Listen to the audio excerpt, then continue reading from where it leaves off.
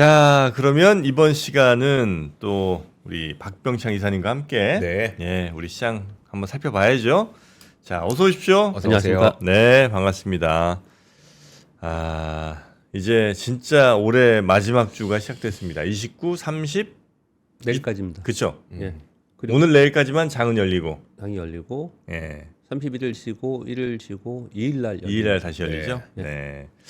자, 어떻게 한 해 농사 올해는 이사님도 괜찮으셨겠습니다. 뭐 고객님들도 아마 만족도가 좀 높으셨을 상반기에는 안 좋았고요. 네. 이제 후반기 돼서 반도체 좀 오르면서 음. 좀 괜찮았고. 뭐 네. 그렇습니다. 자, 하여튼 박병창 이사님과 그래도 이제 또 매일매일 뵈니까 오늘 또 시장 이야기 가봐야죠. 이제 지난주 미국 시장은 S&P 500 기준으로 역사상 신고일수 경신했습니다. 지난주에 크리스마스가 중간에 껴 있어서 단축된 거래일이었지만 기주 위주로 반등을 했고요. 엔비디아가 박스권 제가 보여드린 일주일에 한 번씩 보여드리는 박스권의 상단에 진입하면서 지수가 신고지수 올라가는 모습을 나타냈고 지난주 금요일은 특이사항 없었습니다. 그냥 거래도 많지 않았고요. 약밥 수준으로 마감을 했습니다. 네. S&P 500이 신고지수는 안 거고요. 연속적으로 상승하다가 지난주 금요일 날 작은 음봉 하나 나와 있는 상황인 거고요. 신고지수이다라는 거고요. 엔비디아가 이 박스권의 하단에 갔다가 상단에 지금 올라와서 돌파 시도를 좀 하고 있습니다. 그러니까 지수 견인에 상당 부분 영향을 주었고요. 지수 상승의 주역은 길주 반도체였습니다. 마이큰 테크놀로지는 이제 신고가를 계속 경신하면서 올라가는 모습을 나타냈습니다.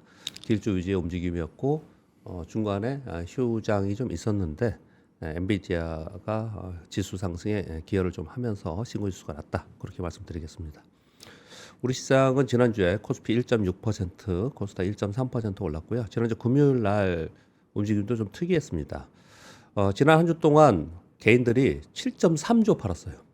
네? 그렇게 많이 팔았어요? 네, 한 주 동안? 한 주 동안 7.3조 팔았습니다. 그 외국인 기관이 샀어요, 다? 네, 외국인들이 4.3조, 기관이 2.8조. 왜 이렇게 팔았어요? 기관의 금투가 3조 샀습니다.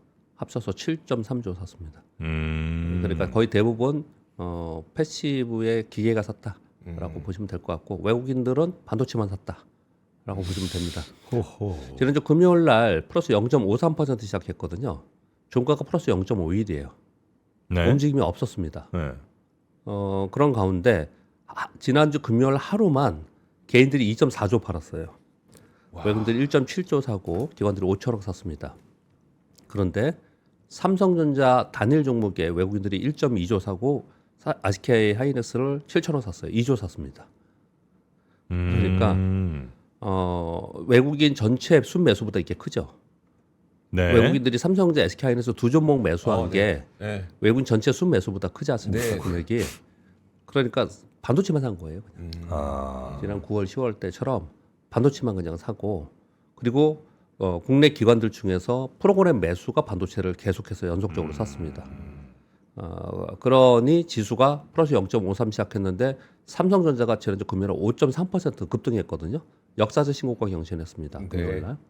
그런데 지수는 아침 시가보다 아래에서 마감했어요. 움직임 별로 없다가 나머지는 안 좋았다는 얘기입니다. 네네네. 지난주 금요일 날. 그러니까 지난 9월, 10월 좀 재현이 좀 되고 있는 상황인 거고요. 네. 그 연말에 특정 종목의 쏠림 현상이나 그리고 안정권에 있는 종목에 매수하는 성향이 원래 있는데 그런 가운데 반도체에 외국인들이 다시 들어오면서 외국인들은 반도체를 집중적으로 사죠. 네. 그러다 보니까 반도체, 삼성전자, SK 하이닉스가 오르면서 지수를 끌어올리는 역할을 했는데 삼성전자가 5% 올랐다니까요. 근데 지수는 0.5% 올랐어요. 그러니까 다른 쪽들에는 좋지 않았다. 그렇게 보시면 될 것 같고요. 근데 외국인들이 그러면 갑자기 일주일 만에 4.3조나 또 왜 이렇게 또 샀느냐? 환율이 떨어졌잖아요. 환율이. 그러니까 그 부분이 상당 부분 영향이 좀 있는 네. 겁니다. 환율이 지난주 수요일 이후에 급격하게 떨어졌지 않습니까? 네. 완화 강세가 됐잖아요. 네. 그 부분이 외국인들의 매수를 좀 유인하는 요인책이 됐는데 외국인들이 들어왔을 때는 삼성전자, SK 하이닉스 위주로 들어왔다. 이게 이제 지난 한 주의 시장이었습니다. 근데 외국인들 흐름에 대해서 잠깐 언급을 좀 드리면요. 우리 시장이 5월 말부터 올랐습니다. 이번 대세 상승이 올해 71% 올랐는데 대부분은 9월, 10월에 올랐어요. 5월 말 그러니까 6월 달부터 7월 초순까지 올랐을 때는 새로운 대통령이 당선이 되고 상법 개정이 일어나면서 시장이 올랐죠. 그때 외국인들이 집중적으로 우리나라 샀느냐? 아니에요. 그렇게 많이 안 샀습니다. 그래서 저는 어떤 생각이 드냐면 수의 상법 개정, 세법 개정을 통한 코리아 디스카운트 해소를 이유로 외국인들이 우리나라에 집중적으로 들어왔냐? 저는 안 들어온 것 같거든요. 반도체에 들어온 거지. 네. 그게 들어온 게 아니라고 생각이 드는 거예요. 이제 이게 완성이 되면서 실제로 우리 시장 전체 밸류업이 되는 것을 우리도 신뢰하고 외국인들도 어느 정도 신뢰하는 그런 단계에 들어가야지 본격적으로 들어오면서 장기적으로 우리 시장이 맨날 변동성이 심하고 박스권이 아니고 우상향하는 그런 흐름을 만들어낸 토대로 이제 시작을 하는 거지. 이것으로 인해서 시장이 뭐 이제부터 출발하고 계속 간다 이런 수급은 좀 아니지 않나 생각합니다. 물론 영향이 없는 건 아니에요. 물론 그걸 바탕하에 시장 분위기가 바뀐 상황 속에서 반도체 업사이클이 나오니까 네. 여기서 외국인들이 들어온 거죠. 네, 그렇게 저는 외국인 수급을 좀 보고 있어요. 네. 그래서 이 얘기를 잠깐만 설명드리는 이유는 주로 9월, 10월에 외국인들이 집중적으로 매수했어요. 그랬다가 11월에 팔았거든요. 11월 들어서 이제 팔았습니다. 네. 그리고 12월 들어서도 계속 좀 샀다 팔았다 하는 상황이 있었습니다. 그러다가 지난주에 집중적으로 샀잖아요. 이게 똑같이 환율 흐름이에요. 환율 흐름하고 똑같이 그렇게 움직인 겁니다. 11월 달에 12월 초에 환율이 고공권에서 계속 1,500원을 돌파 우려가 계속 있었지 않습니까? 네. 그런 상황 속에서 외국인들이 우리 시장에서 순매수 기조가 없었습니다. 또는 매도 기조였거든요. 근데 그러다가 환율이 좀 하향 안정화 되면서 외국인들이 들어왔다라는 부분이에요. 그렇다면 외국인들은 우리나라 환율의 영향이 상당 부분 크게 작용을 한다라는 거죠. 그럼 이제 내년도 시황을 생각할 수 있는 거죠.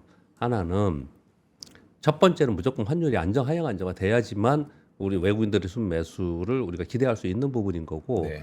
그리고 외국인들 들어올 때는 집중적으로 반도체 위주로 지금 현재 들어오고 있다는 것이고요. 세 번째는 반도체만이 아닌 다른 데로 뿌려지면서 들어올 수 있으려면 그러면 다른 어떤 시장의 업사이클에 나타나는 주도 섹터가 나오든지 네. 아니면 전반적인 우리 시장의 밸류업에 대한 외국인들의 신뢰가 생겨야 된다라는 거죠. 그런 흐름이다. 난 설명을 좀 드리고 싶은 거예요. 네. 그래서 지난 주에도 사실 지수가 더 오르면서 삼성전자가 역사 신고가 갔는데 지수는 신고가를 못 갔습니다. 이 코스피 일봉 보시면 신고가를 못 갔어요. 4,226포인트가 신고가고 4,129포인트 끝났거든요. 물론 뭐 근처에 많이 왔지만 못 갔습니다. 근데 삼성전자는 이게 일봉입니다. 위로 그냥 확연하게 양봉을 주면서 올라섰죠. 그리고 이거 삼성전자 월봉입니다. 역사적 신고가를 찍으면서 이제 올라간 거예요. 근데 지수는 아직 못 갔지 않습니까? 네. 이건 외국인 수급액 때문에 그렇다는 설명을 드리는 거예요. 그리고 국내의 개인 투자자와 기관들은 거의 대부분 모멘텀 플레이를 지금 하고 있는 그런 상황이 아닌가라고 좀 보여집니다. 여하튼 간에 지수를 보면 신고가 돌파 시도를 좀 하려고 하는 그런 모양을 그리고 있어서 여전히 1월에 대한 기대감이 있는 상태로 연말을 보내고 있다라고 보시면 될 것 같습니다. 네. 뭐 시황 그렇게 말씀드리고요. 이번 미국은 31일도 열리죠. 잘 정확하게 기억이 안 나네. 미국 시장이요? 마지막까지 하는 걸로 제가 아, 알고 그래요? 있는데 저도 지금 기억은 모르겠습니다. 우리나라는 마지막에 이제 쉽니다. 그러면 네. 이틀뿐이 없고 그래서 아마도 이제 거의 대부분 정리 매매가 됐을 거고요. 그런 상태에서 이제 대주주의 종목들 또는 모멘텀 플레이 이런 종목들만 그냥 하지 않을까라고 생각이 들어요. 그런 생각 들고요. 그러니까 미국은 이제 어떻든 간에 우리처럼 뭐 수급의 단절 뭐 이런 부분들이 좀 우리보다 그렇게 심한 편은 아니라서 여전히 뭐 1월을 바라보고 종목별 플레이는 있지 않을까라고 생각을 하고요. 30일 날 있을 FOMC 회의록 공개가 되게 중요합니다. 왜냐면 이제 향후에 미국은 지금 내년도에 가장 화두는 뭐냐면 유동성이 시장에 부여가 될 텐데 그 유동성이 어디로 갈 거냐가 가장 중요하기 때문에 FOMC 회의록에서 그런 커멘트들이 좀 나올 가능성이 있지 않을까라고 생각합니다. 자, 그렇게 말씀드리고요. 네. 내일은 마지막 날이라서 2026년도에 대해서 제가 데일리 방송이라서 뉴스 위주로 말씀드리지만 어떤 얘기들을 하고 있는가 2020년도에 그런 부분들을 좀 정리를 좀 하고 있는 상황인 거고요. 오늘은 그러면 올해 어땠냐라는 정리 잠깐 좀 해보겠습니다. 코스피가 올해 연봉입니다. 4월부터가 아니에요. 저점이 아니고 1월 1일부터 71.2% 올랐고요. 코스닥 34% 올랐습니다. 일본 26%, 대만 23%, 심천 30%, 상해 18% 올랐고요. 야. 스페인이 48%, 영국 20%, 독일 22%, 프랑스 9%. 프랑스가 제일 낮죠. 이거는 정치적 노이즈가 있었고요. 필라델피아 바이오 지수가 44.6%, 나스닥 22%, 다우 14%, S&P 500 17% 올랐습니다. 보시면 코스피만 유독이고 나머지 다 비슷비슷해요. 그러네요. 가만히 보면요. 그러니까 코스피의 우리 밸류 프로그램 플러스 코스피의 삼성전자, SK하이닉스가 지난 9월 이후에 더블 났거든요. 네. 주가가. 이 두 종목이 시가총액 1, 2인데 이 두 종목이 100% 위로 올라갔다고요. 그러니까 그 사이에 이렇게 올라가는 상황이 돼서 미국이 지금 S&P 500의 지수를 비트하는 즉 지수보다 높은 액티브 펀드들이 29%뿐이 안 된대요. 이해되시겠어요? 네네. 액티브 오. 펀드들이 아. 지수보다 높은 수익률을 낸 데가 10군데에서 3군데뿐이 안 된다고요. 와. 29%뿐이 안 되거든요. 네. 우리나라는 얘기를 안 해서 그렇지 어떨까요? 이렇게 결과가 이러면 삼성전자, SK하이닉스가 주가가 2배 났어요. 그게 1월부터의 개념이 아니고 네. 이번 9월이에요. 9월 음. 스타트 반도체 오를 때 네. 이게 두 종목이 2배가 났어요. 전체적으로 코스피가 71% 올랐거든요. 음. 그러면 그 두 종목을 그 비중만큼 갖고 있지 않는 데는 다 못 따라간 거예요. 하나도 못 따라갔을 거예요. 그렇겠네요. 이번에 그럴 네. 가능성이 상당히 있는 상황입니다. 자, 그리고 우리 4월에 급락 후에 6월에 올랐다고 말씀드렸죠. 1차 상승이 6월이에요. 그 다음에 조정을 보였고요. 그리고 9월, 10월에 2차 상승을 했습니다. 그리고 또 조정을 11월에 보였죠. 그리고 12월에도 이 약간 박스권이니까 지금도 약간 조정이라고 볼 수 있죠. 이게 네. 이 지금 계속 박스권이잖아요. 11월 이후에 이 안에 있는 거 이걸 돌파하고 넘어서면서 소위 3차 상승이 있을 수 있겠죠. 그 3차 상승은 시기는 언제냐 그리고 어디까지 올라갈 수 있냐 이걸 생각을 해보면 아 그러면은 언제까지 내년도에 좀 상승하고 그리고 고점은 어느 정도까지를 좀 가늠해 볼 수 있어요. 이걸 보면은 그렇게 정도 말씀을 드리겠고 내일 다시 말씀드릴게요. 네. 그리고 올해 미국의 글로벌리 변화된 것 좀 짧게 한번 말씀을 좀 드려볼게요. 미국이 5천억 달러 규모의 AI 인프라 스타게이트 추진한다라는 게 올해 있었습니다. 그러면서 AI 패권 경쟁이 본격화되고 오픈 AI가 부각됐습니다. 그래서 오픈 AI가 부각되면서 오픈 AI 관련주들이 막 급등하다가 나중에 오픈 AI 우려로 인해서 그들이 빠진 거예요. 그래서 올해 핵심 키워드 중에 하나 오픈 AI 부각입니다. 두 번째는 엔비디아가 올해 시총 5조 달러 돌파했습니다. 그래서 엔비디아가 절대적으로 부상했다는 게 두 번째인 거고 세 번째는 AI 컴퓨팅 파워의 금융화. 이거 무슨 의미냐면 코어뷰가 이번에 상장했거든요. 그러면서 데이터 센터에 얼마 향후 공급 계약을 얼마큼 할 거냐, 임대를 얼마큼 이런 얘기가 올해 되게 많이 나왔잖아요. 네. 그래서 AI의 데이터 센터의 임대 가격이 시장에서 형성된 첫 해예요. 올해가. 그래서 AI라는 것이 가격으로 만들어진 첫 해입니다. 아. 그래서 이제 AI 컴퓨팅 파워가 이제 거래 가능한 자산으로 인식이 됐다라는 게 올해 되게 중요한 거예요. 네. 아, 그리고- 데이터 센터 임대 가격이 시장가가 나오면서 네, 네. 그 전까지는 그냥 뭐 어마어마한 가치가 있다 정도로 예, 생각만 하다가 네, 네, 예. 아 이제 구체적 얼마다 예, 이게 예. 이제 나왔다는 거군요. 예, 그렇습니다. 그러니까 이제 계산을 하기 시작을 한 거죠. 네네. 네. 예, 이제 그런 상황이 된 거고요. 그러다 보니까 맨 마지막부터 읽어드리면 그래서 AI와 자본 기술 권력들이 재편이 되면서 시장은 점차로 이제 계산이 되다 보니까 그래? 그러면 수익성은, 효율성은, 지속성은 이걸 묻기 시작을 했고 그래서 내년도에 이걸 보여줘야 된다는 한 해로 넘어간다라는 설명을 하는 거고요. 그리고 올해 마지막에 또 많이 또 시장에서 회두되었던 중요한 내용들은 구글의 반격, 엔비디아와 오픈AI가 동시 도전을 하면서 저비용 대중화 전략을 취하는 구글의 반격이 막판에 좀 있었고요. 워렌 버핏의 은퇴, 그리고 스페이스X가 올해 155회 발사로 우주 산업의 공장화가 됐다. 이런 내용들이에요. 이게 올해입니다. 네. 전체적으로 흐름이 나타났고요. 이제 결론적으로는 이런 내용들이 쭉 이 올해 쭉 지나가면서 전부 다 AI예요. 대부분 AI인데 이제 그 AI가 내년에 얼마나 수익을 내느냐, 얼마나 지속 가능하느냐 이렇게 넘어가는 상황이 됐다라고 설명을 좀 하고 있습니다. 잠깐 그렇게만 정리하겠습니다. 그리고 오늘 뉴스 중에 좀 중요한 뉴스들도 몇 가지 있습니다. 그런 말씀을 좀 드려보겠습니다. 트럼프 행정부에서 AI 데이터 센터 전력 우선 공급을 위해서 주 단위에 분산된 전력망 규제 권한을 연방 차원으로 회수하겠다라는 내용에서 이것 굉장히 시끄럽습니다. 지금 미국이. 주 정부에서 당연히 반발을 계속하고 있을 것이고요. 그리고 이렇게 만약에 되면 향후 민간 전기 요금이 급격하게 오를 가능성이 있다. 지금도 오르고 있는데 네. 계속 오를 수 있다라는 우려를 지금 주정부에서 하고 있어요. 이런 부분들이 좀 있는 상태고요. 그래서 내년도에 사실 어려운 전망이긴 하지만 내년 하반기에 물가가 오를 것이라고 얘기하는 전망들이 굉장히 많아요. 물가 오를 거라는 네. 전망들이 내년에 되게 많습니다. 그냥 한마디로 싹 생각해 보면 다른 거 다 빼고 물가가 오른다는 건 화폐 가치가 추락한다는 거잖아요. 네. 그렇죠? 근데 화폐 가치가 하향한다는 거는 화폐가 많이 뿌려졌을 때예요. 화폐가 유동성 공급이 많이 네. 됐을 때. 네. 그 내년에 유동성 공급이 엄청나게 많습니다. 그래서 물가에 대한 걱정들이 있다라는 건데 그 사이사이에 이런 얘기들이 있다라는 걸 말씀드리는 거고요.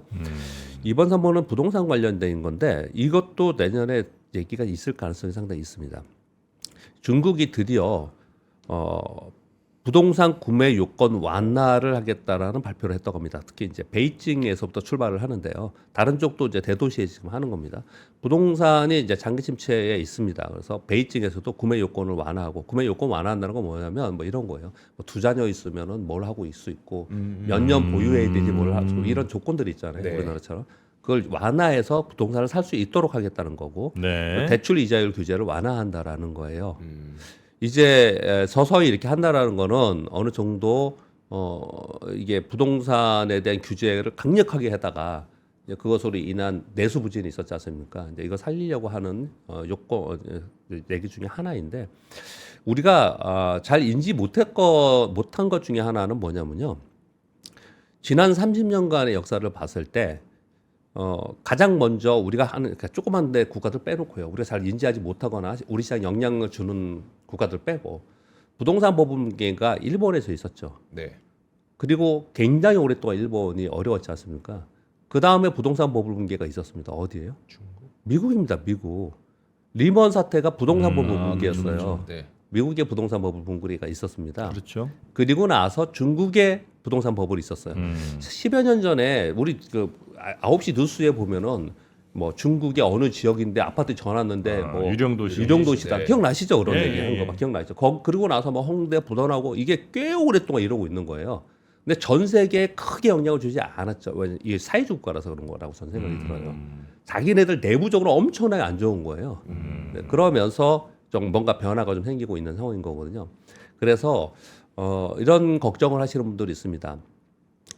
이렇게 전 세계 시장이 오르고 에브리띵 랠리가 되면 결국은 뭔가 터지는 거 아니야? 위기가 오는 거야? 이런 걱정하시는 분들은 지난 뭐 수십 년간의 역사를 보면 어떤 현상을 보였냐면요.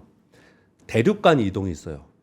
유럽에서 위기가 생기던 북미에서 생기던 아시아에서 생기던 어떤 한 곳에서 돌아가면서 생겨요. 네. 돌아가면서.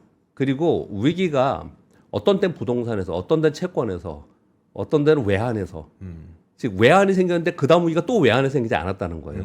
이걸 되게 재밌어요. 그걸 곰곰이 한번 적으면서 생각을 해보면 다음에는 뭐가 올 수도 있겠구나. 이런 고민들을 좀 해볼 수 있을 것 같고요. 3번도 미국의 부동산 관련된 뉴스인데요. 구매자 대비 판매 숫자가 37%나 높다는 거예요. 의미심장하죠, 이런 것도. 네. 주별로 차이는 있습니다. 어떤 데는 구매자 우위인 데도 있죠, 당연히. 더 구매자들이 더 많은 데도 있겠죠. 11월 전체 주택시장 판매자가 약 37.2% 많다는 거예요. 53만 건이 더 많다라는 거예요. 왜 이런 일이 벌어졌느냐? 높은 주택 가격과 경제 불확실성으로 구매자들이 유보하고 있는 상황인 거고, 당분간 구매자 우위 시장으로 판매자들은 구매 유인을 위해 가격 인하 등의 인센티브를 제공할 가능성이 있다라고 미국의 부동산 중개업체 레디핀 제일 큰 데입니다. 여기서 보고서가 나왔어요. 이 차트를 보면은 딱 알 수 있어요. 약간 제가 캡처한 거기 때문에 약간 흐립니다. 요거는 죄송합니다. 위에가 이게 여기는 살려고 하는 사람이고 이게 팔려고 하는 사람이 그럼 살려고 하는 사람 훨씬 작다라는 거예요. 네. 그러면 이제 시장 형성이 어떻게 될지 좀 볼 수가 있겠죠. 근데 과거에 보면 2020년도에 어땠는지 추적해 보면 아 흐름이 어떻게 돼가고 있구나 이렇게 이해할 수 있을 것 같습니다.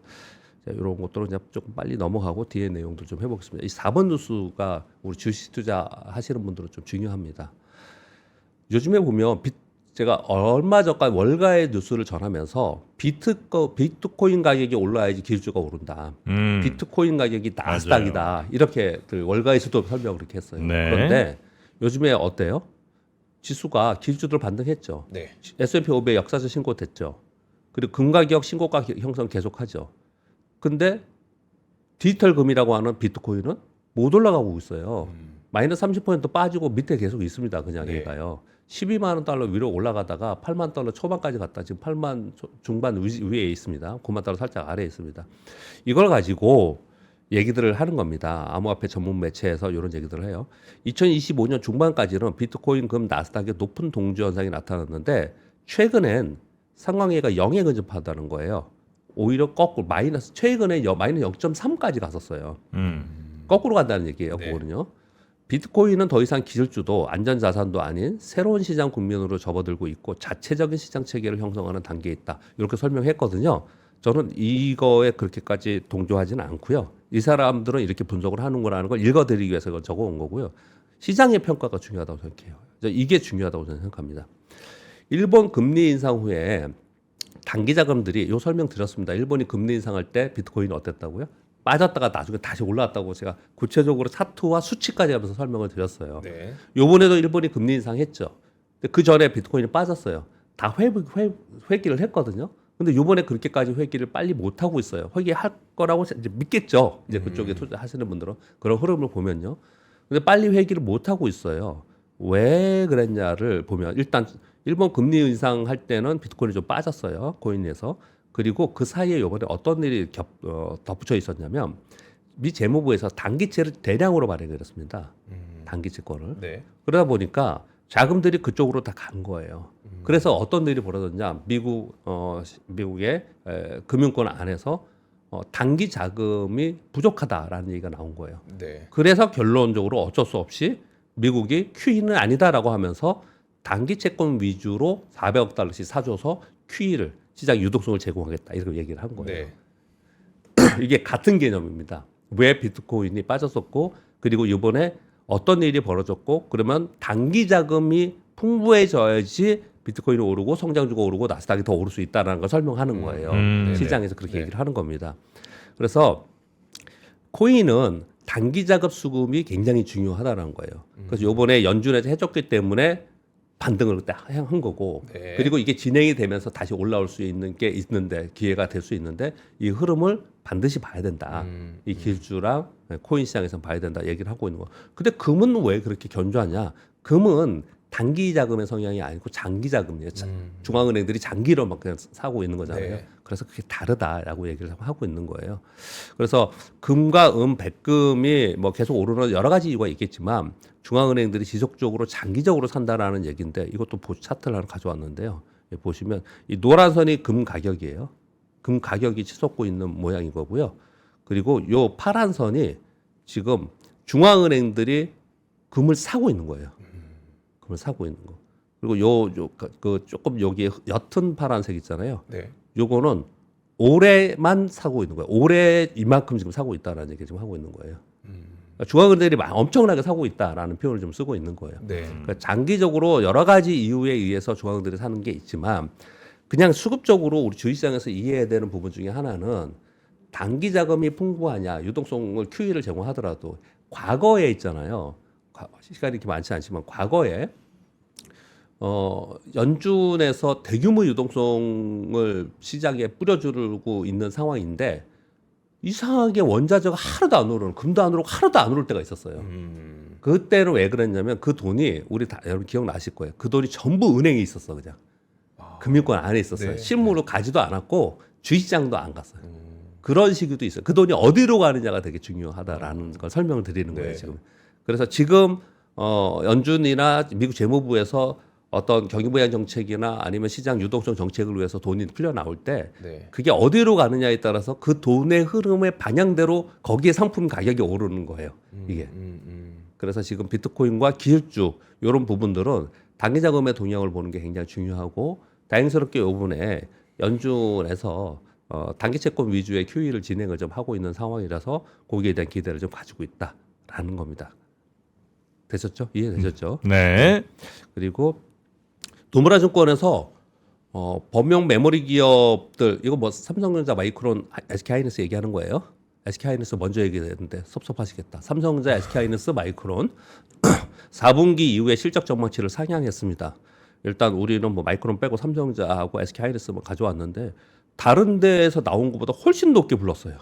일단 내용은 뭔지 압니다.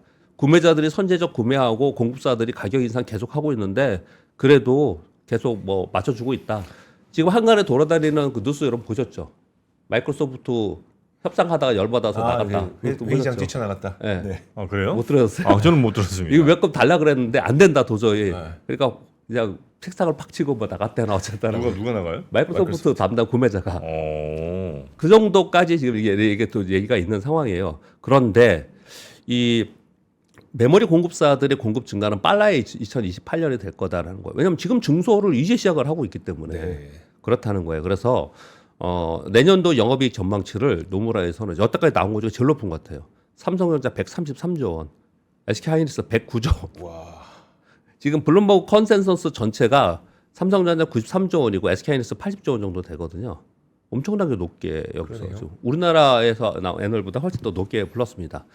그러면서 TP 목표 주가를 좀 올리는 그런 모습이 나타났고요. 그냥 참고로 이렇게 말씀을 드리겠고요. 근데 이게 지난주 금요일 날 삼성전자 오르는 데에 이 보고서 때문이다라는 게 많아요. 노무라 거는 상당히 많이 봅니다. 상당히 많이 본 네네. 기관들이.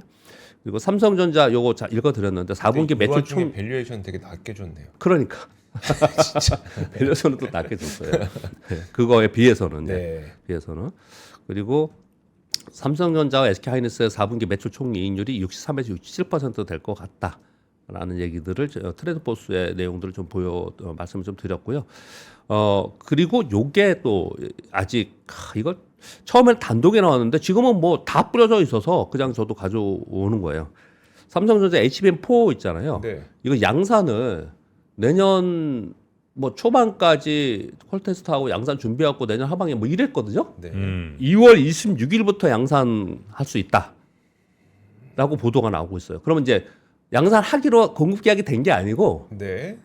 콜 테스트는 이제 아직 승인 받아야 되는 거고 콜 테스트만 되면 바로 그냥 양산해서 공급할 수 있어라고 하는 내용이에요. 공급한다는 내용이 아니에요. 네네. 그런데 이것도 굉장히 지금 시장에서는 중요하게 생각하는 뉴스 중에 하나예요. 양산 준비가 다 끝났다는 네네. 거예요.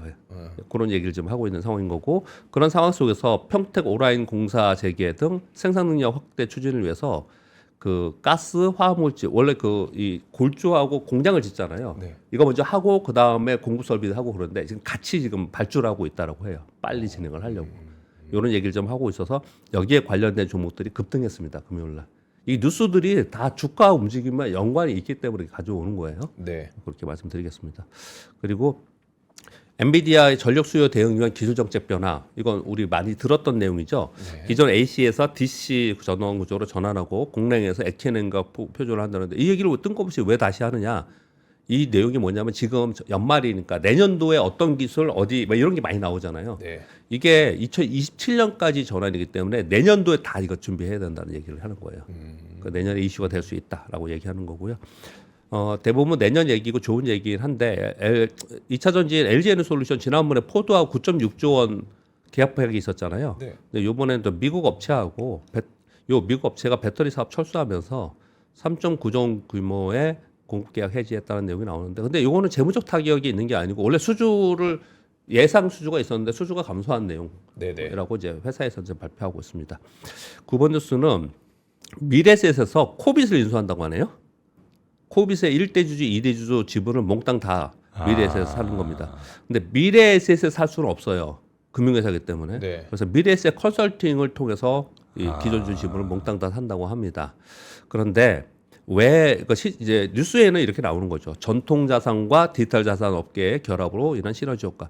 굉장히 큰 변화가 이 시장에 있는 거죠. 네네. 지금 두나무. 네, 두나무하고 네. 네이버 파이낸셜하고 네, 하는 거. 네, 네. 미국은 이미 다 진행되고 있고요. 네. 그렇게. 이걸 지금 이제 하나하나 우리가 이제 그걸 보고 있는 건데 이 뉴스에서 되게 재밌는 뉴스가 있습니다. 약간 전 처음에 놀라서 이쪽에 이 업계에 계시거나 이걸 잘 아시는 분들은 몰랐어요. 여태까지 저한테 그런지 모르겠는데 올해 우리나라 투자자들 중에 가상자산을 투자한 사람들이 있잖아요. 이 사람들이 해외에서 가상자산을 산 사람들의 금액이 9월까지 약 860억 달러, 124조 원이 나갔다고 하네요. 에? 124조 원어치 가상자산 살려고 외국에 갔다고요. 외국에 있는 가상자산 거래소에서 예, 예. 가상자산 코인 살려고 예, 예, 예. 124조이 나갔다고요? 네. 주식으로 얼마 나갔는데? 주식은 훨씬 많이 나갔죠. 그래요? 예. 와, 120몇 조가 나갔어요? 예. 주식은 이거에 몇 배 나갔죠. 아니 우리 1년에 뭐 30조 정도 미국에 투자하는 거 그것 때문에 환율이 어떻게 된다는 얘기도 많이 했는데 1년에 30조가 아니고 전체적으로 보면 훨씬 더 많이 나갔죠. 제가 어쨌든 정확히 모르겠습니다. 죄송합니다. 근데 더 놀라웠던 건 뭐냐면은 국내 투자자들이 바이낸스에서 거래할 거 아니에요. 네. 바이낸스에서 거래한 수수료가 2.7조 원이래요. 수수료만? 네, 수수료만. 아, 요걸 매일경제에서 요걸 수치를 해가지고 예. 근데 조사를 해가지고 올렸더라고요. 우리나라 거래소에서 산 거는 저기 포함이 안 되는 그렇죠. 거겠죠? 예, 예. 근데 그 우리나라에 상장되어 있지 않는 해외에만 상장되어 있는 코인들이 많은가 봐요? 아니, 뭐 그것도 뭐 그것 때문에 왜왜 그럴 수도 저기 있겠죠. 굳이 왜 저기서 사죠? 그리고 이제 네. 저 김치 프리미엄이 없겠지 외국에서 사면 그렇지 않겠어요? 아닌가? 난 뭐 우리가 코인 조금 더 안에서 비싸다고 모르겠는데 아는데 저도 뭐 거기서 활발 어, 거래하지 그게, 이지 않아서 신기하다. 그러니까 우리 뭐 무슨 저 뭐 빗썸이니 뭐 업비트니 이런 데서 이제 살려면 예를 들어 뭐 얼마인데 뭐 1억인데 네네네. 저기서 사면 뭐 한 9,980만 원 뭐 이렇게 사겠지. 그러니까 외국 나가서 사지 않겠어요? 예. 난 모르겠어. 근데 이런 얘기 뉴스에서 왜 이런 걸 할까요? 국내는 선물 거래가 없으니까 외국으로 우리, 나가는 예. 경우가 많다는. 우리나라에 이거 너무 안 되고 있다, 너무 늦다라는 얘기를 계속 하는 거예요. 예. 가상자산에 관련된 규제, 시장, 뭐 금융회사의 결합 이런 것들을 하는데 이게 나온 지가 언제인데 지금 전 세계 다 하고 있는데 우리 너무 늦다 얘기를 자꾸 하는 거예요. 그러니까 자꾸 돈이 빠져나가. 예, 나가서 딴 데서 한다 이 얘기를 자꾸 하고 있는 거예요. 흥미로운 뉴스이죠. 네. 그래서 가져왔고요. 뭐 많이들 얘기해 주시네. 선물을 워낙 이제 많이 하시고 네. 그다음에 외국에서 하면 10배, 20배 뭐 많이는 100배까지도 하는 게 있으니까 그런 상품이 많죠. 예. 예. 그러니까 이제 우리는 그런 거에 단련이 돼 있으시잖아요. 100배쯤 뭐. 그러다 보니까 아마 다 털려도 이렇게 나가시는 경우들이 좀 있는 것 같다. 네, 그리고 마지막 요거 다운로드 한번 보세요. 1월 6일부터 9일까지 CES 합니다. 이거 시장에서 벌써 한 1, 2주 동안 선 반영하면서 많이 움직였는데요. 아마 1월 중순까지는 계속 이 얘기를 할 거예요. 그래서 그리고 요번에 젠스랑 CEO가 또 무슨 얘기를 하는지가 가장 중요합니다. 아마 강력한 테마가 이루어지겠죠. 네. 그렇게 보시면 될 것 같습니다. 네. 알겠습니다. 여기까지 하겠습니다. 자, 그러면 우리 박병창 이사님은 여기서 보내드리고요. 일단 올해 내일까지는 오셔야겠네요. 맛있죠. 오지 마요. 네. 금요일 올해. 올해. 이 사람아. 네. 네, 올해가 금요일 이제 좀 빼주세요. 그럴까요? 네. 네. 아이 뭐 네. 우리 이사님은 원하시는 대로 다 하셔야 됩니다. 네. 자, 오늘도 고생 많으셨고요. 내일 뵙겠습니다. 감사합니다. 고맙습니다.